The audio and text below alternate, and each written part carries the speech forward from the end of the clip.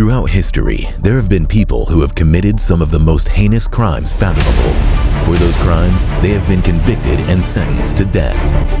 Welcome to Death Row Executions, where we take a look into the lives of society's worst offenders. And now, your host, Air. Hello everyone, and welcome to another episode of Death Row Executions. Today's story is on Manuel Manny Pardo Jr., who was executed in the state of Florida for killing 9 people in 5 separate episodes. Manuel Manny Pardo Jr. was born on September 24, 1956 in New York. As a young boy, Manny was very respectable and was a Boy Scout. With growing a sense of self and responsibility, when Manny was old enough, he enlisted in the Navy. In the 1970s, after Manny's military career was over, he moved to Florida and he decided that he wanted to continue with a respectable career and ended up joining the police academy when he was 21 years old.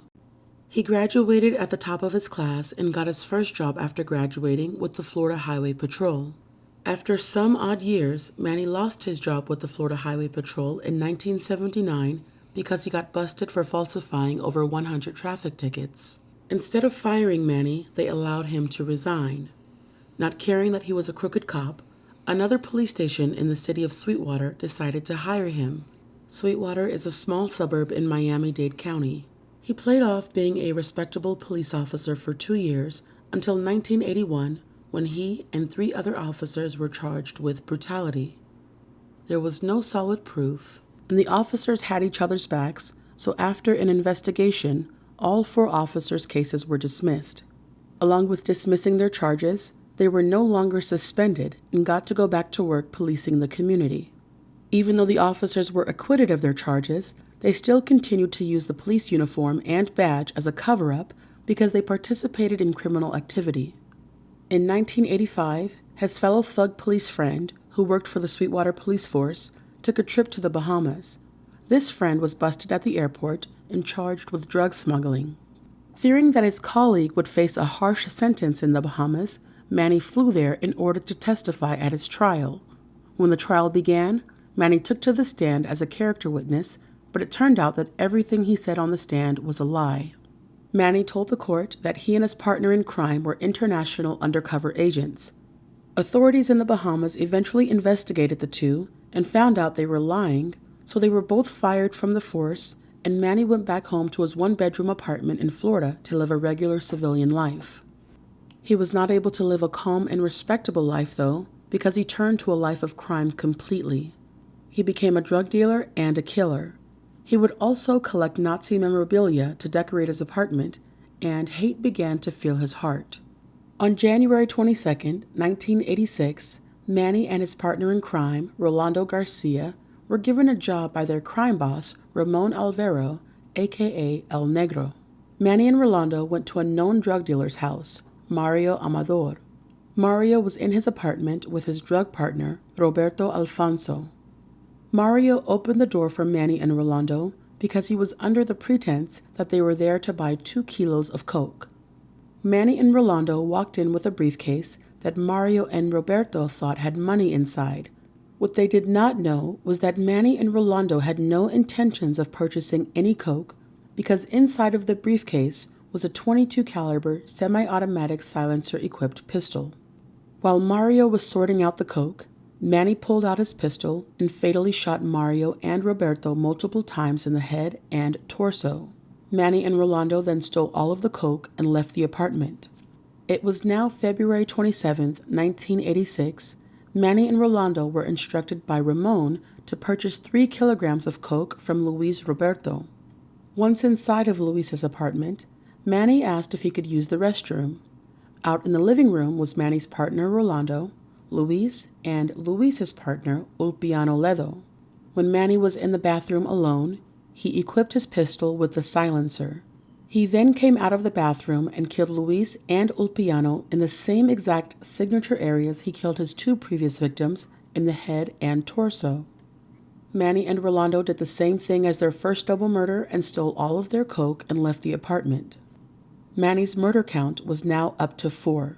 On January 28, 1986, Manny and Rolando arranged a meeting with a gunsmith by the name of Michael Millett.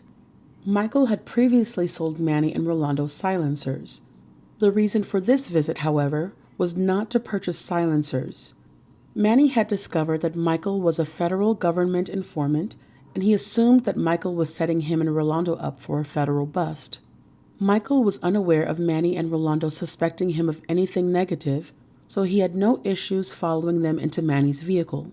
Once inside of Manny's vehicle, Manny shot Michael in the head with a 9mm Smith & Wesson. Manny and Rolando then took Michael's body and dumped it in a rural area. In order to eliminate a big crime scene and the vehicle being discovered, they drove Manny's car into a canal.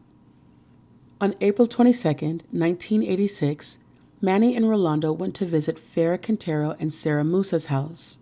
Rolando was upset with Farah and Sarah because he had instructed them to purchase VCRs with murder victim Luis's Visa's card, but they failed to do so.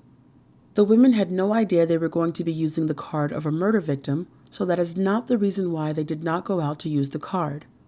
On top of Manny and Rolando being upset, they were getting more aggravated because instead of the women owning up to not doing what they asked, they kept pestering the men about $50 Rolando owed Farah. This made Rolando remember conversations he had with other people who claimed that Farah and Sarah would badmouth them when they weren't around.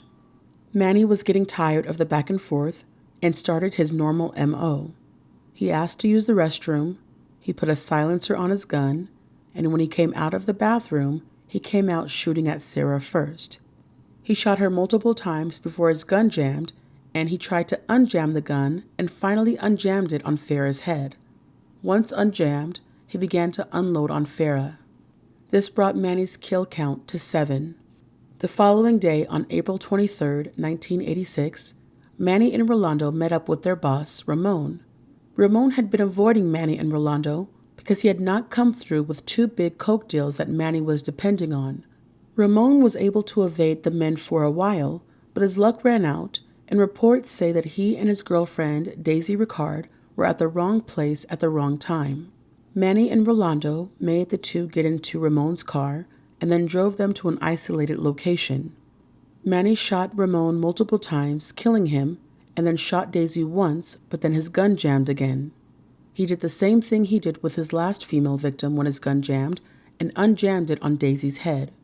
The gun successfully unjammed, but he accidentally shot himself in the foot. After shooting himself, he proceeded to kill Daisy. They put Ramon's body in the back of his trunk and then dumped Daisy's body in a secluded area. Manny and Rolando were now behind 9 murders. Daisy's body was found the same day she was murdered at 6:30 p.m. An autopsy concluded that she was shot with 2 different .22 caliber pistols and was missing a shoe. A casing and Daisy's watch was found near her body, and after testing her watch, Manny Pardo's fingerprints were on it. The following morning, on April 24, 1986, Ramon's body was found in the trunk of his car, and it was abandoned 1 mile away from where Daisy's body was found. In the car Ramon was found in, they found Daisy's other shoe, and they concluded that the gun used to kill Ramon was one of the same guns that Daisy was shot with. After killing Ramon and Daisy, Manny and Rolando flew to New York on April 26, 1986, so that Manny could go to a hospital far away from where he committed the murders. Manny was able to check into an ER so that he could be treated for the gunshot wound in his foot. The doctors removed the bullet from Manny's foot, and they just so happened to keep the bullet and sent it in as evidence. Eventually, authorities were able to match the bullet to the bullets that were taken from Daisy and Ramon. Police then obtained a search warrant for Manny's apartment, and once inside, they saw all of his Nazi memorabilia, and they also found a diary with entries of each homicide Manny committed. He was documenting all of his kills. He was saving and taping newspaper clippings in a homicide book, and he also had a calendar book with numbers on certain dates, which corresponded to the number of kill he was on. Lastly, he would take Polaroids of his victims after they died, and he put the Polaroids in a book as well. Authorities were finally able to catch up with Manny and Rolando on May 7, 1986, and they were both arrested and charged with the murders of Ramon and his girlfriend Daisy. It wasn't until June 11th, 1986, that the Metro-Dade officials officially announced to the public that Manny and Rolando were linked to a total of 9 murders. Detective Ted MacArthur was quoted saying, "They were drug ripoffs and quantities of coke were taken from the scene." He also made it known that the killing spree ended after their criminal employer, Ramon, was killed. Okay, so I would just like to pause this video really quick because I'm actually editing it, and as I was looking for images of Detective Ted MacArthur, I found out that he murdered his wife. In one article, it mentions, a detective for the Miami-Dade police force, MacArthur, 38, told the authorities that just for fun, he woke up Pilar MacArthur by squirting her with a water gun on the morning of August 1st, 1989. So this was just a couple of years after he investigated Manny. He then said that in response to squirting a water gun at her, Pilar, who was an officer who was trained with firearms, decided to playfully put the gun to her own head and pulled the trigger. Detective Ted MacArthur said that Pilar most likely thought that the gun was unloaded. I thought this was an interesting fact, and now back to the story. While in prison, Manny would go on to communicate to others that he admired Adolf, and he believed Jews and blacks were truly inferior people that needed to be exterminated. Initially, Manny and Rolando were tried together, but their trial did not start until 2 years later. The lead prosecutor, David Waxman, led with the headline that Manny was an ex-cop gone bad, and he was addicted to coke and easy money. He ripped off dealers for their stash and killed any witnesses in the process. Against his counsel's wishes, Manny took to the witness stand in his own defense.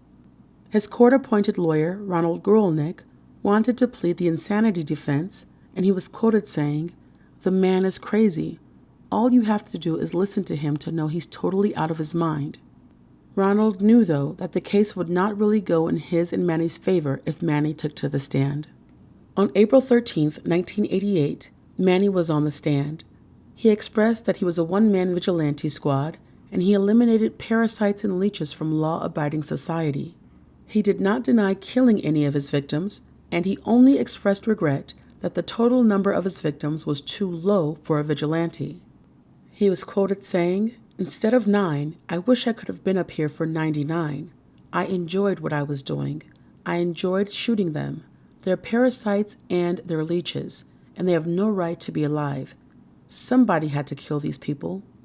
When he answered about the overkill and how he shot the victims multiple times, he responded by saying that he had to punish them for their crimes. He also said that he did take pictures of their corpses, and he would take one extra picture just so that he could burn it in an ashtray to send their souls to the eternal fires of the damnation of hell for the misery they caused on earth. On the stand, he did deny being a drug dealer, and he said those claims and accusations were ludicrous and ridiculous. Prosecutor David Waxman asked Manny about how he earned $50,000 from selling 2 kilos of coke, as stated in his diary, but Manny responded by saying he only kept $2,000 out of that $50,000 because it was the bare minimum needed for him to purchase guns and ammunition. He then told the court that after he bought ammo, he would remark the bullets, and that would cost him 10 cents a bullet. Prosecutor David then questioned him by asking him if it cost him only $1.30 to kill 2 victims who were shot a total of 13 times. Manny gave a sinister smile and responded, "That's a pretty good investment, isn't it?" Prosecutors and the defense both had psychiatrists who were to testify about Manny's mental state.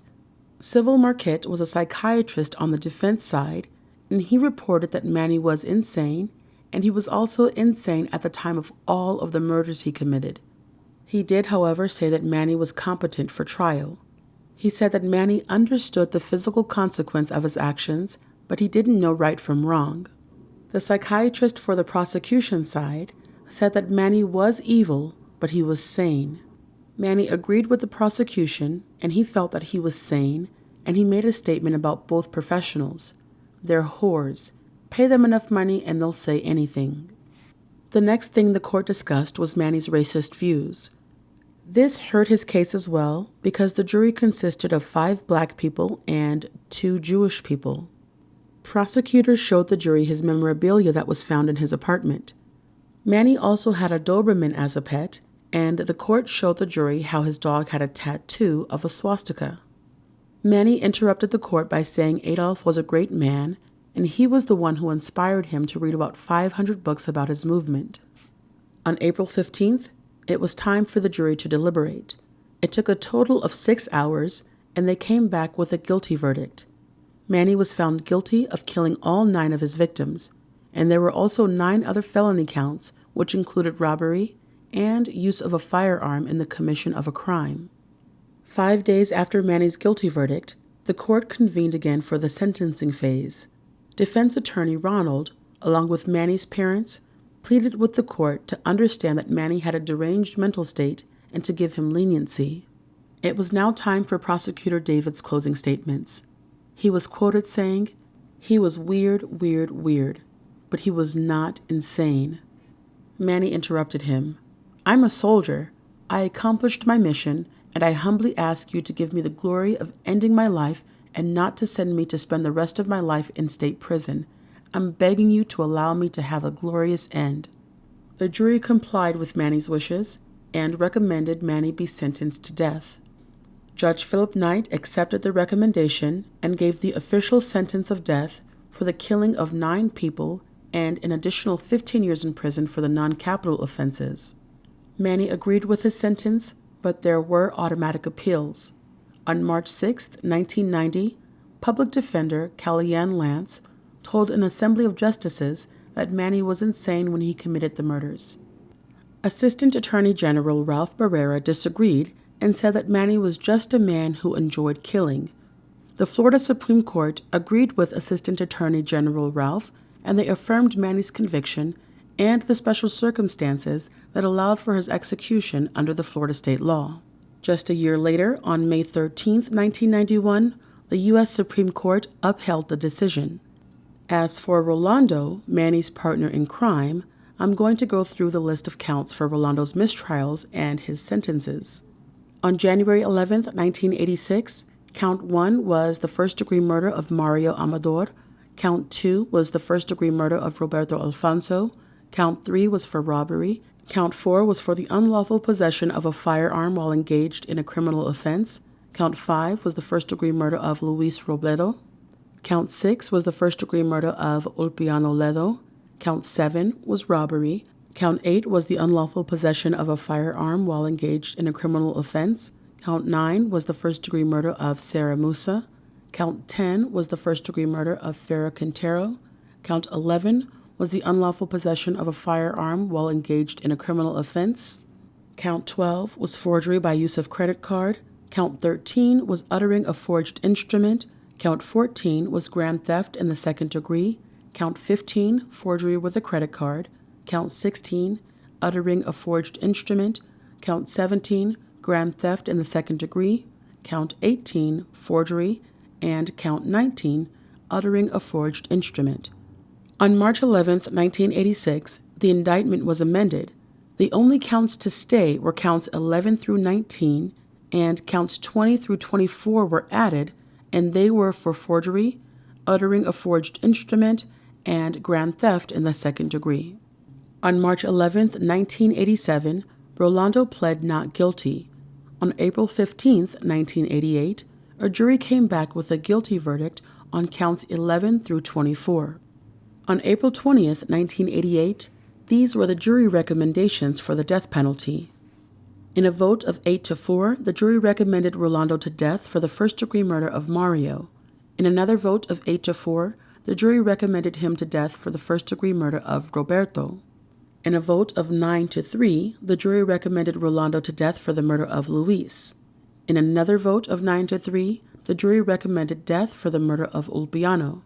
In a vote of 9-3, they recommended death for the first-degree murder of Sarah, and in a vote of 10-2, they recommended death for the first-degree murder of Farah. In another vote of 10-2, they recommended death for the first-degree murder of Ramon. In a final vote of 10-2, they recommended death for the first-degree murder of Daisy. On the same day, April 20, 1988, not only was Rolando sentenced to death for the murders, but he was also sentenced to 15 years for the robbery charges and another 15 years for the unlawful possession of a firearm while engaged in a criminal offense. So after Rolando's arrest date on May 23, 1986, he was charged with 24 counts, 8 first-degree murder charges, and 16 related offenses. He had 2 mistrials, and after the second mistrial, he petitioned for his case to be dismissed. The court then severed 5 more counts related to the Sarah and Farah murders, but kept the remaining 19 counts together for the trial. A new jury convicted Rolando for the murders of Daisy, Ramon, Mario, and Roberto, but they voted to acquit him on all counts directly related to the murders of Luis and Ulpiano. The jury recommended death for 3 of the 4 convictions of first-degree murder and life for the remaining counts, so Rolando had 4 death sentences in the end. If any of you noticed, the jury was not unanimous in their voting for Rolando to receive the death sentence, and the same went for Manny. Florida is one of few states that does not require a unanimous verdict for a death sentence. Getting back to Manny Pardo. Despite being openly evil and racist, when he was sent to death row, he received a lot of letters from admirers. Not only were women gushing over him, but men were in support of him as well. One supporter wrote a letter to the Orlando Sentinel-Tribune. His letter was published on April 22, 1990, and some of the letter read, "Manny was never accused of corruption. He was let go for his overzealousness in pursuit of criminals, no matter who they were or whose relatives they were. And lest anyone get the idea that he just cruised around gunning people down, let me point out each of his victims was a thoroughly investigated, tried, convicted, and executed by him, drug dealer, whom Manny had failed to get off the streets via the normal criminal justice system. Manny Pardo does not deserve condemnation. He deserves a commendation. In fact, as research would have shown, Manny had been fired in Sweetwater for showing a lack of good judgment and a habit of lying, specifically in defense of an accused drug dealer, but the details hardly matters. While being held at Stark, Florida's maximum security prison, Manny became known as the Death Row Romeo. In March of 1996, Manny started placing personal ads in tabloid newspapers to attract lonely female pen pals. Some of these women were so lonely and desperate for love that they would put thousands of dollars in his books. They requested that in exchange for receiving the money, he would give them his love. At one point, Manny had a little over $3,500 in his prison canteen account. Some women were sending money and letters, and it is unclear whether or not prison officials would skim some money for themselves, but they made a public statement saying that Manny was not breaking any rules, but he could be breaking several hearts. One heading on his personal ad read, Florida 116-156, Correctional Institute inmate. Ex-cop, Vietnam vet, took law into own hands and ended up on death row. He needs letters from sensitive, understanding females for real, honest relationships. One woman in particular who responded was a 46-year-old woman by the name of Barbara Ford. Barbara was from Ohio, and in her own words, she worked as a cleaning lady. As soon as she saw Manny's ad, she wrote him a letter, and it took 3 weeks for her to receive a letter back from him. In the envelope was his letter and also news clippings that described his police career in a good light. What he wrote to Barbara was, "I want one special lady in my life. I don't play games because I hate emotional games. I also hate liars and users." No matter which woman Manny sent a letter to, he would always start his letters by addressing the woman as the love of my life. Unfortunately for Barbara, he was talking to multiple women. In some of these letters to women, Manny would complain about his struggles, and he would end his letter with asking these women for, quote-unquote, a few bucks a week to buy personal items like stamps, paper, and shampoo. In one letter to a woman, Manny shared that he had a daughter who came to visit him on death row and quoted what his daughter said to him, "Daddy, when I'm older and able to work, I will buy you a radio so you can listen to music, and I will send you money from my weekly check so you can buy coffee, shampoo, and your other needs." Barbara Ford, who made only $7,500 a year, felt so bad for Manny that she sent him over $400. 54-year-old Betty out of Oklahoma was another woman Manny called the love of his life. Manny had been talking to Betty 10 months before he met Barbara, and by the time Manny was corresponding with Barbara, he and Betty had been calling each other husband and wife. Betty thought she was the only one, though, and Manny had sent her 275 letters and she had sent him over $1,200 out of the money she earned from her part-time Walmart salary. One day, though, Manny slipped up and addressed a letter to Barbara but sent it to Betty. The letter read, "My dearest Barb, hi. I hope this letter finds you in the best of health. I am not a dream, and if my love interests you, well, then it's yours. I love you. Manny." When Betty received the letter, she was extremely upset and was able to send the letter to Barbara, but she also included another letter with an explanation of their relationship. 8 days after Manny sent his slip-up letter, he received a letter from Barbara. Before I read it, I want to let you guys know that in the letter she wrote cretense instead of pretense, and she also wrote haste, and she most likely meant hated, but I am just going to read her letter verbatim. "Manny, you received the money under false pretenses, which makes you a fake and not the man of honor which you profess to be. Needless to say, you are a liar and a hypocrite, the very things you said you haste in people. If you choose not to return the money, I will be your very worst nightmare and expose you for the hypocrite you truly are. I'm not a very patient person, so I hope you respond to my request immediately. The choice is yours." She also included photocopies of money orders she sent him and called him a thief of hearts. Before I continue, I want to ask you guys, do you think that she deserves to receive any money back? In my opinion, that's her loss because in the personal ads, it did say that he was looking for multiple lonely women. On November 2nd, 1995, Manny responded, "Barb, I hope you're in good health. I'm reading your letter and am amazed you think your threats would affect me at all. You and your troubled life will also be exposed. In addition, my attorney will have a field day with you, and that will be your nightmare lawsuit for slander. You are a bitter and vindictive woman. God bless. Manny." Barbara followed through with her threats and went to the governor on November 18th. She asked him, "What kind of people are you in Florida? You have a guy on death row and he still hurts people." She also reached out to a prison official where Manny was imprisoned, and Judy Bletcher responded to Barbara by saying, "No law forbade prisoners from placing personal ads or soliciting gifts from gullible pen pals. On the contrary, Florida has ruled it illegal to deny inmates that privilege because doing so would deny inmates access to the outside world. Many inmates, both male and female, have accumulated considerable amounts of money this way. They are convicts, and some are experts at conning honest people out of their hard-earned dollars. Often, we do advise a person that an inmate is not being honest, but the person will still choose to believe the inmate." With that response, Barbara left the issue alone and left Manny alone as well. Manny was left to continue swindling more women. In one of Manny's final appeals, he first argued that the court made an error in not ordering a hearing on his competency to stand trial.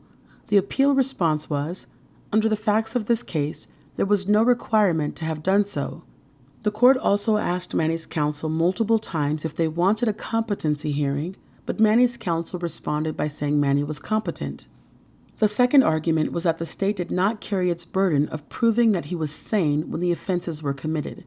The appeal response was that Manny did not present sufficient evidence to raise an issue of sanity.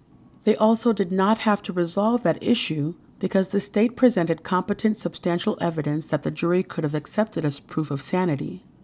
Thus, there was no merit to this second argument.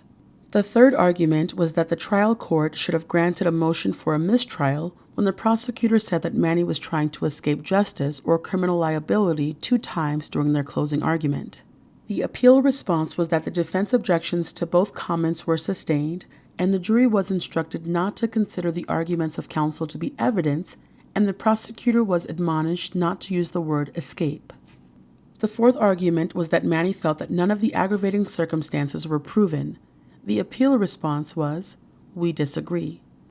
The 2, referring to specific killings, were supported in the record by a witness who testified that Manny told him one victim was killed because he was an informant and the other was killed as part of a drug ripoff. They also took into consideration Manny's own testimony.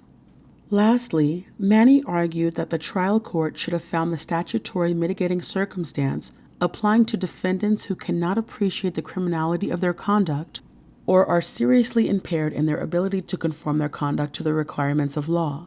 As proof, the trial judge was supposed to have focused on Manny's testimony that he did not consider drug dealers to be people and that killing them was justified. However, there was no testimony that Manny's ability to conform his conduct was impaired or that he did not know that killing these victims was wrong. In the end, the court did not have to accept Manny's self-serving statements regarding his motives. Ultimately, Manny's appeal was denied. On November 1st, 2012, Governor Rick Scott ordered the execution of Manny Pardo Jr., and the scheduled execution date was set for December 11, 2012, at the Florida State Prison in Stark. When it was time for Manny's execution, he was told that he could request a last meal, but he would only have a budget of $40, and the ingredients could be used to make a meal in the prison kitchen only. He ended up requesting rice, red beans, roasted pork, plantains, avocado, tomatoes, and olive oil. For dessert, he ate pumpkin pie, and to drink, he had eggnog and Cuban coffee. On December 11, 2012, Manny was 56 years old, and he was taken to the death row room to begin his lethal injection execution. The drugs were administered at 7:31 p.m., and after 16 minutes, he was pronounced dead. Manny was ready to go because he said that 20-plus years on death row was cruel. Thank you all for watching another episode of Death Row Executions. Please like and share this video if you enjoyed it. I appreciate all of your support as the channel continues to grow. Now I have a couple of thoughts and questions for you guys. First, I would like to talk about Barbara. How could you not assume that multiple women would reply to an ad in the newspaper? Also, yes, he was rude and arrogant, provided no apology, but what more can you expect from a lying murderer? Not wanting someone to be executed is different than thinking they are completely rehabilitated and changed for the better. Majority of death row inmates are locked up in a cell for majority of the day. They need company and do whatever it takes to look a certain way to appease others. If he truly loved anyone, I don't think he would be asking for money and over 200 letters sent to them. Also, after hearing about the letter from one of his male supporters, do you think people who send in letters like that and support killers should be evaluated? What if these people are school teachers or doctors? It would be nice to know that someone who needs to work with you or on you feels that it's okay to kill people. These supporters thought Manny's actions were completely valid. Lastly, while on death row, Manny had over $3,000 racked up on his books. He was able to buy so many amenities and snacks. Do you think death row inmates should be able to order a last meal with their own money, or do you think the limit is for the best? Also, if the inmate has no family, what do you think should happen to the inmate's money? I know I said lastly already, but lastly, do you think prison officials steal or skim money out of envelopes from inmates? Let me know what you guys think in the comments below.